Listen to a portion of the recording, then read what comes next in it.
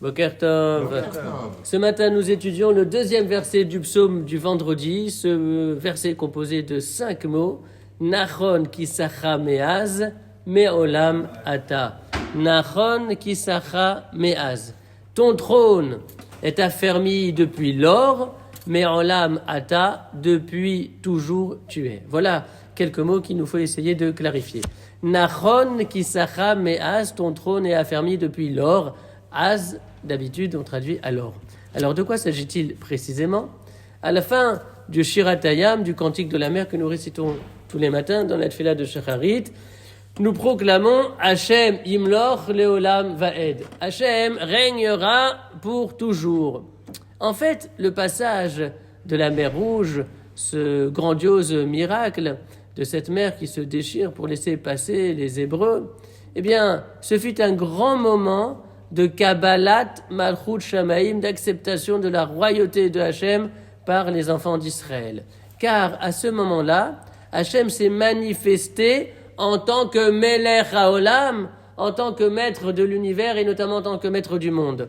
Cette idée, nous la mentionnons tous les jours dans la prière de Mariv, dans la première bénédiction qui suit le Shema Israël de Mariv, puisqu'il est dit Malchutra Ra'uvanera Boke Ayam Lifne Moshe. Malchutra Ra'uvanera, tes enfants ont pu voir, percevoir ta royauté, Boke Ayam Lifne Moshe, alors que tu étais en train de fendre la mer devant Moshe. Donc, nous voyons bien de ce texte et d'autres encore que le passage de la mer Rouge fut un grand moment de perception de la royauté de Hachem.